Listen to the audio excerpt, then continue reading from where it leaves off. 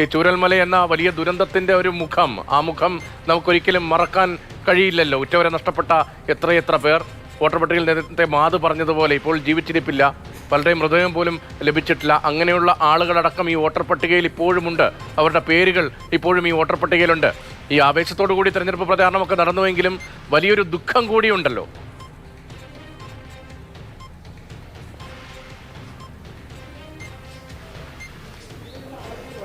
രതീഷ, തീർച്ചയായും മുറിവേറ്റ മണ്ണാണ്, മുറിവേറ്റ മനസ്സുകളാണ്. ചുരൽമലയിലെ സെൻറ്റ് സെബാസ്റ്റ്യൻ ചർച്ച് ഹാളിലും വോട്ടെടുപ്പ് ആരംഭിച്ചിട്ടുണ്ട്. രാവിലെ മുതൽ തന്നെ വോട്ട് ചെയ്യാൻ ആളുകൾ ഈ വിധത്തിൽ വരി നിൽക്കുന്ന കാഴ്ചകളാണ്. എന്തായാലും ഇവിടെ 2 ബൂത്തുകളാണ്, ഈ ഹാളിൽ 2 ബൂത്തുകളാണ് ഉള്ളത്. 167, 169. പറഞ്ഞതുപോലെ തന്നെ 167-ാം ബൂത്തിലാകെ 1046 വോട്ടർമാരാണ്. ഇതിൽ 22 പേർ മരിച്ചതോ അല്ലെങ്കിൽ മിസ്സിംഗ് കാറ്റഗറിയിൽ പെടുന്നവരാണ്. 169-ാം ബൂത്തിൽ 1244 വോട്ടർമാരുണ്ട്. അതിൽ 58 പേർ മരണപ്പെട്ടുപോയി ദുരന്തത്തിൽ എന്നതൊക്കെയുള്ള അതിദുഃഖകരമായ ഒരു സാഹചര്യമാണ് ഈ മേഖലയിൽ എന്തായാലും ഉള്ളത്. 167-ാം ബൂത്തിൽ അട്ടമലയിലുള്ള ബാലകൃഷ്ണൻ ചേട്ടനാണ് ആദ്യമേ തന്നെ വോട്ട് ചെയ്തത്. അദ്ദേഹം വോട്ട് ചെയ്തതിന് ശേഷവും പറഞ്ഞത് ആദ്യമേ വന്ന് വോട്ട് ചെയ്യുന്ന ശീലം ഉണ്ടായിരുന്നെങ്കിൽ തന്നെയും അതിനു മുൻപേ വോട്ട് ചെയ്യുന്ന, പതിവായി വോട്ട് ചെയ്യുന്ന ആളുകളുണ്ടായിരുന്നു. പക്ഷേ അവരൊക്കെ ഈ ദുരന്തത്തിൽ മരണപ്പെട്ടുപോയി എന്നൊക്കെയാണ് മേഖലയിലേതായാലും ഈ ദുരന്തവുമായി ബന്ധപ്പെട്ട പുനരധിവാസം, അതിനുശേഷം നടന്ന കാര്യങ്ങളൊക്കെയാണ് സജീവമായി തന്നെ ചർച്ചയിലുള്ളത്. നമുക്ക് വോട്ടർമാരുടെ പ്രതികരണത്തിലേക്കാണ്. ചേട്ടാ, രാവിലെ തന്നെ വോട്ട് ചെയ്തു അല്ലേ? രാവിലെ ചെയ്തു.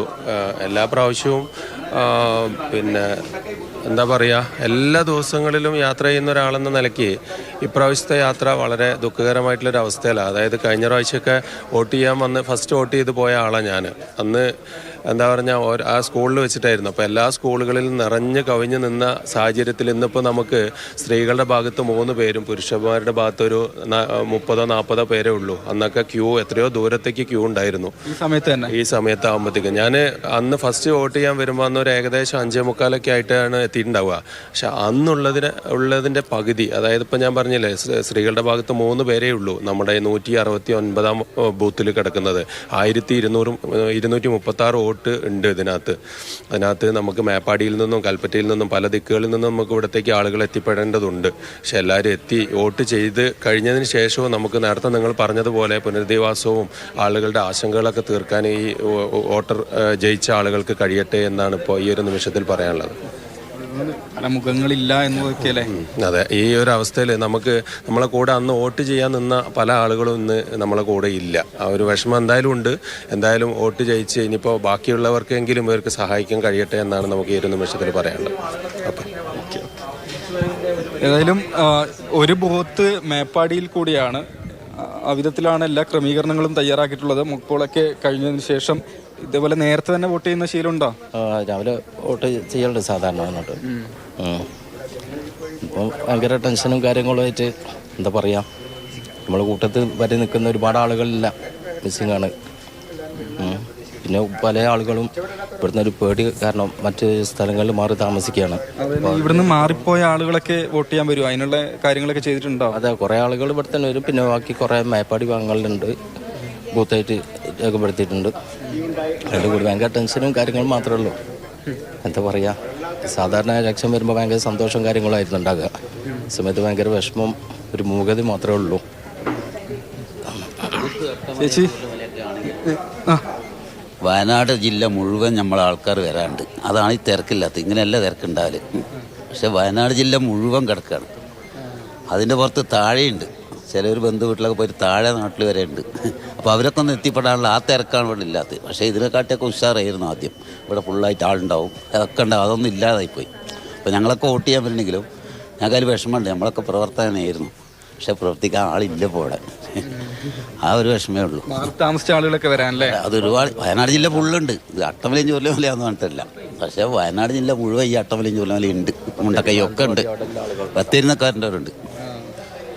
അതാണ് ഇപ്പോഴത്തെ അവസ്ഥ. അതുകൊണ്ടായി തിരക്ക് കാണാത്തത്. അല്ലെങ്കിൽ ഇപ്പം തന്നെ ക്യൂ ഒക്കെ അത്രയും ഉണ്ടാവും.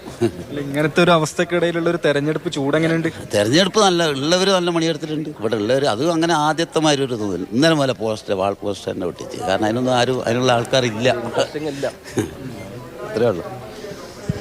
വരി നിൽക്കാനൊക്കെ നമ്മൾ നേരത്തെ കണ്ടു പരിചയമുണ്ട്. ചുരൽമലയിൽ കച്ചവടം നടത്തുന്നതല്ലേ?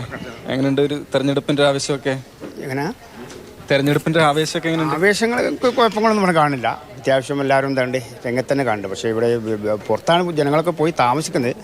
അവർ 9-10 മണിയാകുമ്പോഴത്തേനൊക്കെ എന്ത് ചെയ്യും, എത്തിപ്പെടും. ആൾക്കാരെല്ലാം വരേണ്ട മൈൻഡിൽ തന്നെയാണ് ഇപ്പോൾ എല്ലാവരും ഉള്ളത് എന്നാണ് എൻ്റെ അറിവ് പ്രകാരമുള്ളത്. ഇവിടെ ഇപ്പോൾ കുറഞ്ഞ ആൾക്കാരുള്ളൂ. അവർ രാവിലെ എന്ത് ചെയ്തിട്ടുണ്ട്, ഇവിടെ എത്തിയിട്ടുണ്ട്. ഇനി വരാനുള്ളവരൊക്കെ പുറത്ത് മേപ്പാടി, കൽപ്പറ്റ, ബത്തേരി ഈ ഭാഗങ്ങളിലൊക്കെയാണ് എന്ത് ചെയ്തിട്ടുണ്ട്, പുൽപ്പള്ളി വരെ പോയി താമസിക്കുന്നവരുണ്ട്. അവർക്ക് എത്തിപ്പെടാനുള്ള ടൈമുകൾ ഇതിൻ്റെ ട്രാൻസ്പോർട്ട് ബസ്സിൻ്റെ ഇതിൻ്റെ അനുസരിച്ചൊക്കെ എന്ത് ചെയ്യും, എത്തിപ്പെടും. 9-10 മണിയാകുമ്പോഴത്തേനൊക്കെ അങ്ങനെ എന്ത് ചെയ്യും, എത്തിപ്പെടുമെന്ന് പ്രതീക്ഷിക്കുന്നുണ്ട്. വാടക വീടുകളിലാണ് കൂടുതൽ ആളുകൾ അല്ലേ? ഫുൾ വാടക വീട്ടിലാണ്. ഇവിടുന്ന് പോയി 750 വീടുകൾ പറഞ്ഞ താമസം മാറ്റിപ്പോയില്ലേ. അവരെല്ലാം വാടക വീട്ടിൽ തന്നെയാണ് താമസിക്കുന്നത്. സർക്കാർ പറഞ്ഞ വാടക ഉൾപ്പെടെയുള്ള കാര്യങ്ങളൊക്കെ ചെയ്തു കൊടുത്തിട്ടുണ്ട് അവർക്ക്. പലവർക്കും കിട്ടിയിട്ടുണ്ട്, പലവർക്കും കുറച്ച് കാശ് കിട്ടിയിട്ടുള്ളൂ. ചിലർക്ക് 2 മാസത്തെ കിട്ടിയിട്ടുള്ളൂ, ചിലർക്ക് 1 മാസത്തെ കിട്ടിയിട്ടുള്ളൂ. അങ്ങനെയൊക്കെ പരാതികളൊക്കെ പലതും പറയുന്നുണ്ട്. ചിലത് 2.5 മാസം കിട്ടിയിട്ടുണ്ടെന്ന് പറയുന്നുണ്ട്. സ്ഥാനാർത്ഥികളൊക്കെ വന്ന് കണ്ടോ? സ്ഥാനാർത്ഥികൾ ഇവിടെ ചൂരമൽക്ക് അങ്ങനെ എന്തായിട്ടില്ല. ഈ പ്രിയങ്കൊന്നും വന്നിട്ടില്ല. മേപ്പാടിയൊക്കെ വന്നില്ല, കൽപ്പറ്റൊക്കെ വന്നു. ഓക്കെ. ഇങ്ങനെയായിട്ട് ഒരു വരി നിൽക്കുമ്പോഴില്ല ഒരു തെരഞ്ഞെടുപ്പ് വിശേഷങ്ങളൊക്കെ എങ്ങനെ? വിശേഷം പറയാതൊന്നുമില്ല. കുറച്ച് ആൾക്കാർ വന്നുകൊണ്ടിരിക്കുന്നുള്ളൂ. ചെയ്യുന്ന വിചാരിക്കാം. ദുരന്തമൊക്കെ ഏറെ ബുദ്ധിമുട്ടിച്ചതല്ലേ? കുറച്ച് ബുദ്ധിമുട്ടിച്ചത്. കേട്ടാ എങ്ങനെയുണ്ട് തെരഞ്ഞെടുപ്പിൻ്റെ ഒരു?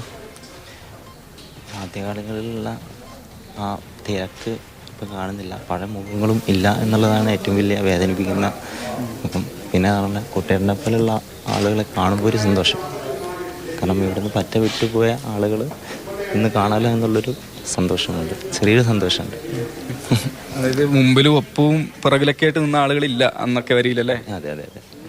അന്ന് വളരെ ആവേശത്തിലായിരുന്നു. പല രാഷ്ട്രീയത്തിലുള്ള ആളുകളാണെങ്കിലും പക്ഷേ ഭയങ്കര സ്നേഹത്തോടുള്ള ഇടപെടലുകളായിരുന്നു അന്നുണ്ടായിരുന്നത്. മുമ്പിലും ബാക്കിലും പല രാഷ്ട്രീയത്തിലുള്ള ആളുകളാണെങ്കിലും ആ സ്നേഹത്തോടുള്ള ഇടപെടലുകളായിരുന്നു. കാണുമ്പോഴുള്ള സൗഹൃദവും ദുഃഖലും കാര്യങ്ങളൊക്കെ ഉണ്ടായിരുന്നു. ഇന്ന് ആ പല മുഖങ്ങളും ഇല്ലാത്തൊരു വിഷമമുണ്ട്.